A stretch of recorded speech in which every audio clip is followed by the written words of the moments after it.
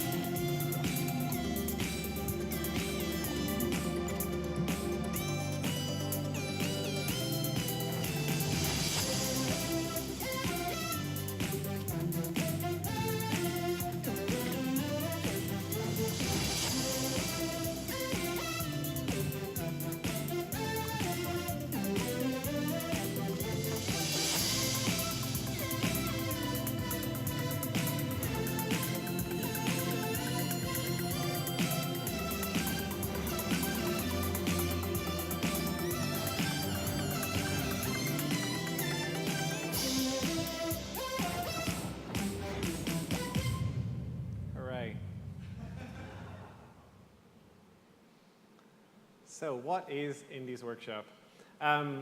Indies Workshop is an office. I run the office. That's not really what defines it, though. I feel it's defined by the people who show up every day and work there. These are just some of the people on that list. We have Tumblestone. You may have met Ty Taylor at that panel earlier. We have Cascade Quest. Some beautiful art for Cascade Quest, that game in the middle there. Museum of Simulation Technology. If you've heard someone asking very pertinent questions all day, it's been Albert from that team. HiveSwap, Space Epic Untitled, and Meow Wars, and many, many more. So yeah, here's a little history of the world.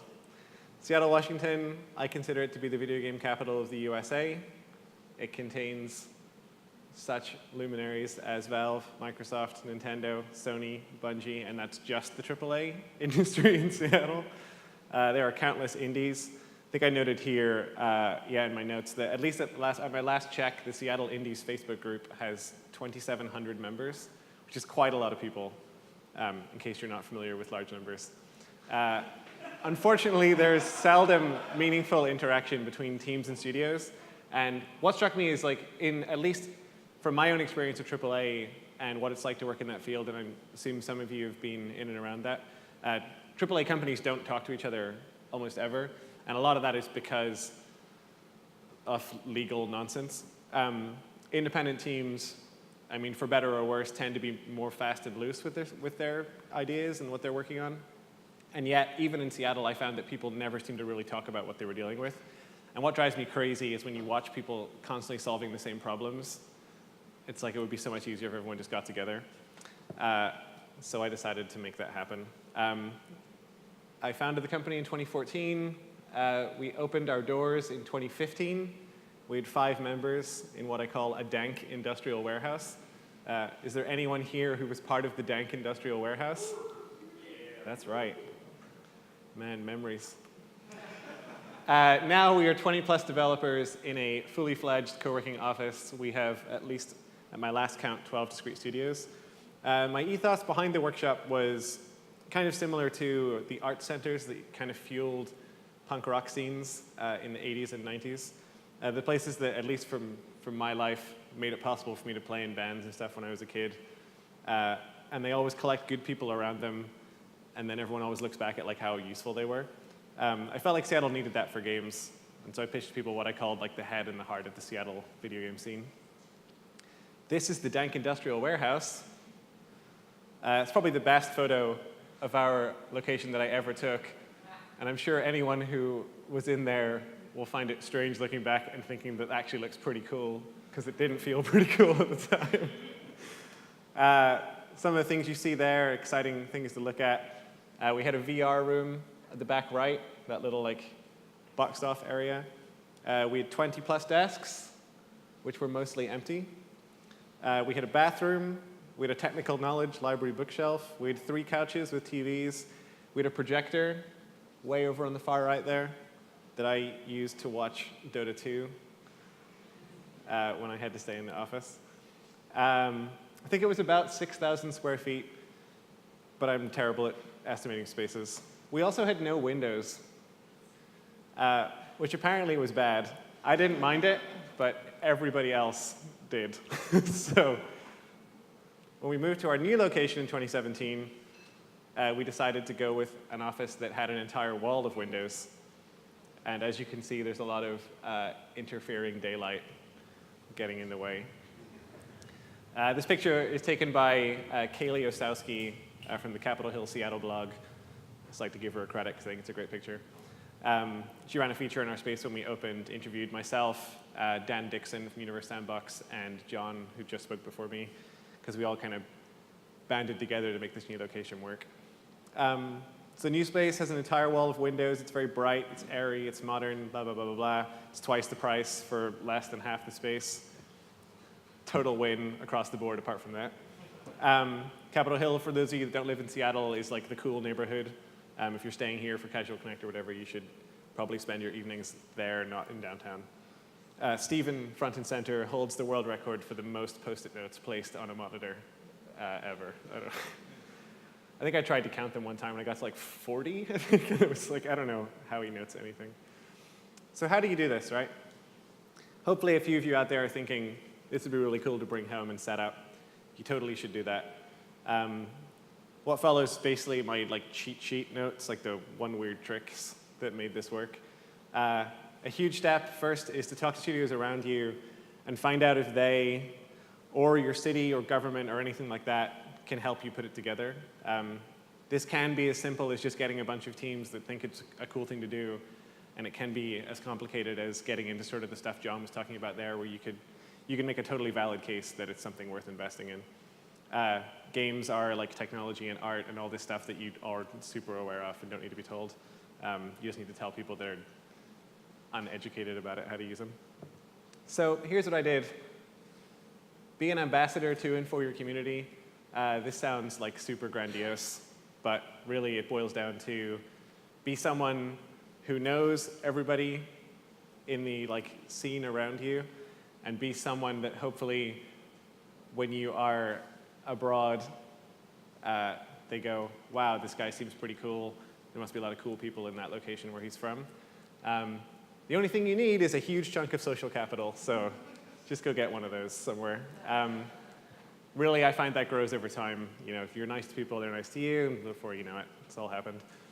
Be a node, not a terminal, is my super, super robotic way of looking at the world. Basically, it's super invaluable attitude, though. Always think of yourself as how could you be funneling stuff to everybody around you and be super useful rather than either harvesting it all or literally neither giving nor receiving anything. One of those three is super useful. The other two less so. Then spend a year quietly convincing your dream team. They serve a couple of purposes. They're going to entice other people to your space. Having the right people there at the start creates a roll-on effect where people are going to go, wow, this is cool. I want to work with those guys. I've seen them before, yada, yada, yada. This is where it sounds super businessy, but this is super useful. Foster and define your culture immediately. The thing always here was people at Indies Workshop are and behave like this. And I also wanted to make sure that when people came in or they asked about that either I could tell them immediately what it was like, or they would know from talking to other people. They would know someone who was in the office, and so from that they could extrapolate what it was like to be there. You can make this culture whatever you want. It can be as inclusive or as exclusionary as you want it to be. Great power, great responsibility, stupid thing. But yeah, you can. The coolest part about starting a thing like this, and it's also true of starting a business of any kind, is you get to decide how it goes. So I guess just do the right thing. Your community is a garden. I can never tell if in America it should be your community is a yard or something, but it's a thing that you look after. This is a majorly, majorly important part. You will live and die by the community around you. Try to make it awesome from the get-go and do everything that you can to keep it that way. Here's what I did. Basically, look at each person who's coming into your space.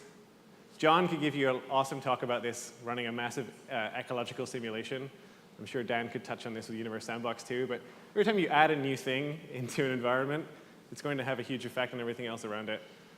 This can be for better or worse, so approach each person that's going to be joining the office just like you would if you were hiring them for your team. The way I boiled this down to was skill fit and personality fit, which meant they didn't have to have necessarily both of those things, but there had to be, I wanted there to be a fundamental reason that they were in versus they would just pay the money and cover the desk or whatever.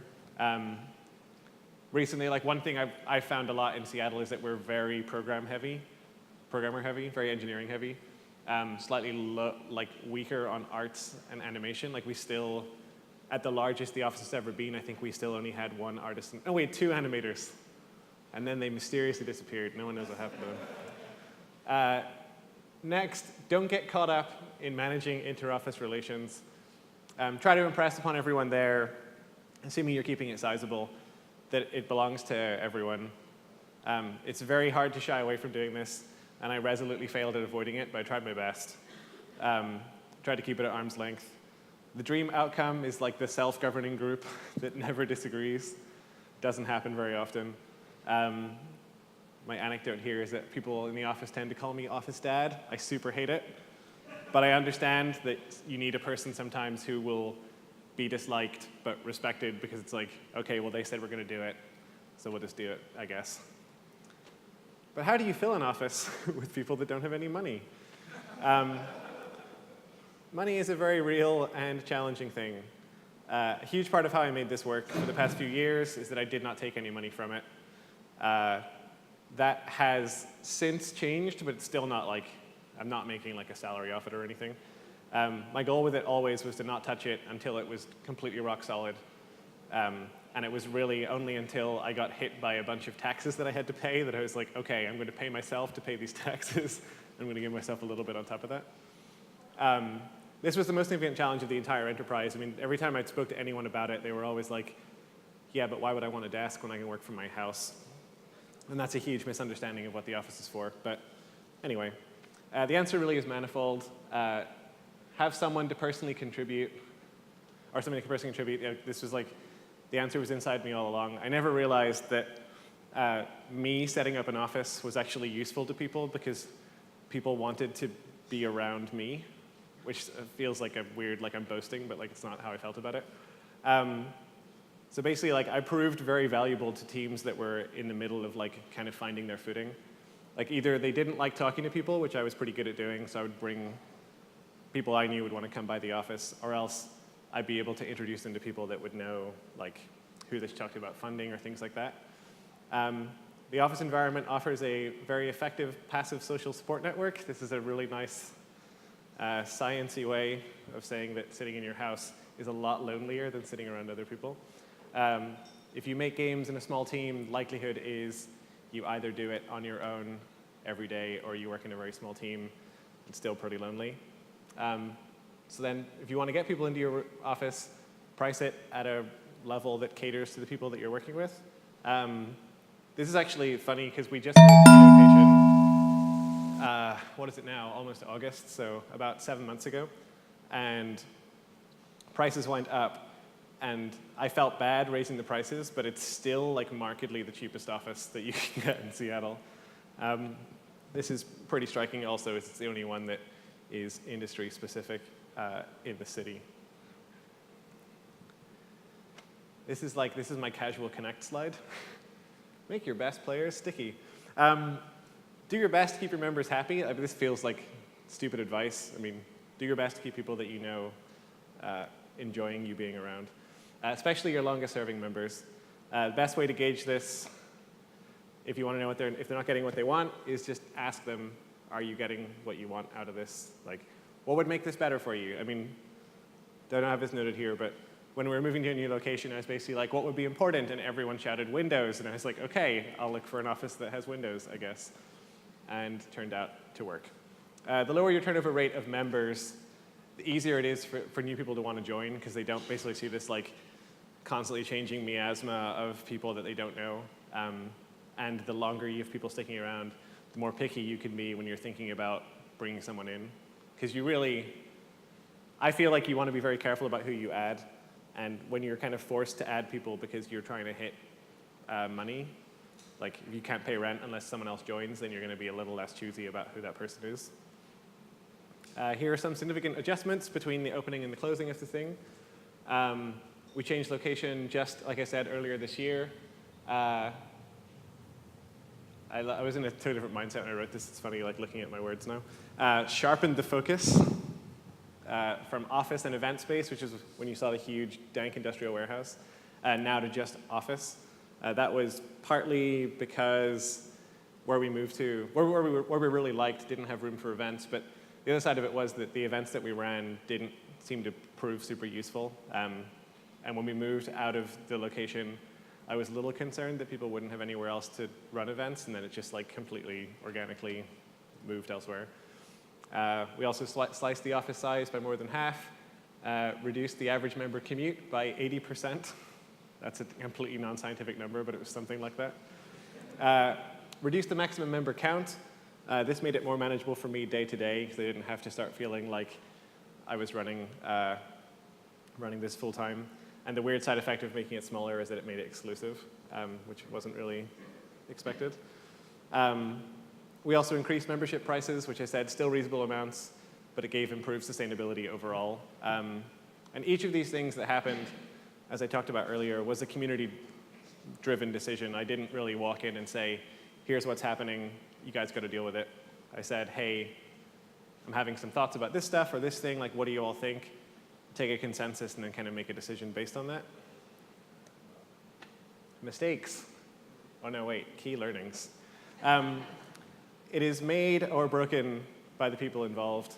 This can be perceived as like just the members, but it really can be like directors, casual attendees. It's like like I said, everyone you add to that environment in any way is going to do something to it. So if you're incredibly controlling like I am, try to keep that control as long as you can. The main thing I learned from this was that like I was very cautious about having anybody at all for fear of kind of destroying the perfect little thing that I'd built. And over the last couple of years, I learned to kind of just be grateful that anyone really cares at all. Like if someone comes in to check it out, give them a great day, and then if they never come back again, so what?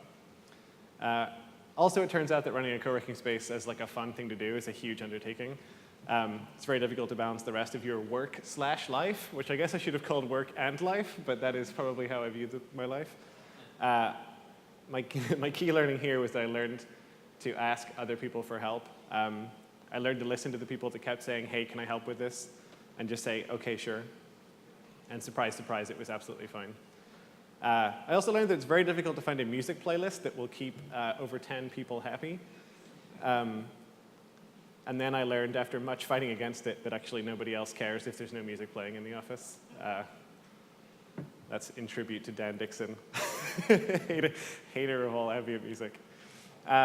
This talk is also the first time that I'd really ever taken stock of how the office had been. I'm sure you're all familiar with the concept of like sort of feeling like you're failing forward all the time, like you've no idea what's going on, and it seems like things are in control, but as far as you're concerned, it's a total nightmare. But it turns out things are actually going okay, so that was good. Overall, it's been an incredibly rewarding and kind of worth almost every pain point experience. I would do it again. Now you can keep in touch with me. That's me. This is my Twitter. This is the workshop's Twitter. This is the Radial Games Twitter. And these are 3 websites. So you can go to these websites on any browser, and they're great. Thank you very much.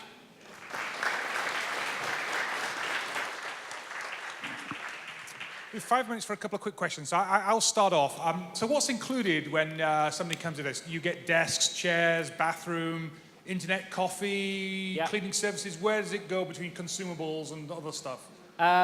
It's actually, I mean, since we changed locations, it's kind of gotten even better across all of those things. I think one of the perks we used to offer was like a bunch of tangled cables, so that if you ever got bored, you could just go and untangle a bunch of cables, and thus contribute to the overall health of the office. Really, I mean, again, because the enterprise has never been super huge, I never wanted it to be like 100-some people. Everyone gets to kind of give feedback on what they think is good or bad. Like, I think recently we were considering the idea of getting snack deliveries. You know, those things like a bunch of Cliff Bars or something. And it just turned out that like nobody really cared about it. So it was like, all right, well then why would we do it? And it's really good when you can just ask 10 people, do you think this is a good idea? And then when they say yes or no, you go, all right, I'll act on what you said. But in terms of electricity and internet, all that's a flat fee that's included? Yeah. So I mean, for anyone who's interested who's not currently visiting indiesworkshop.com, that's the second website on that list. We have all the pricing and all the information there, but a full-time desk is $350 a month, which is, like I said, still incredibly, incredibly cheap, and I think the cheapest co-working office in Seattle. Plus, everyone that you work with works in the game industry, so it actually feels like a good co-working office. My primary good thing, which I didn't talk about earlier, is that I don't understand what co-working offices are for unless they have that kind of advantage. Because why would you want to sit beside someone who doesn't work in the same industry as you? I mean, that's why people hate going to work. It's like, this person's an idiot, they don't know anything, right? It's like, work with people that you know and who you respect, and that's great. But yeah, everything's covered for $350. You go nuts. I'll tell you if you owe me any money. Doesn't happen often. Well, I think we've run out of time. You're going to stay around for the rest of the day if people want to talk to you about it? Or? I'm going to stay here all day, and then I'm going to remain living in Seattle from tomorrow. So if you want to find me, I'm here. You can find me on any of these, including any of these 3 websites. Just get in touch. OK, round of applause. Thank you. Much, Chris.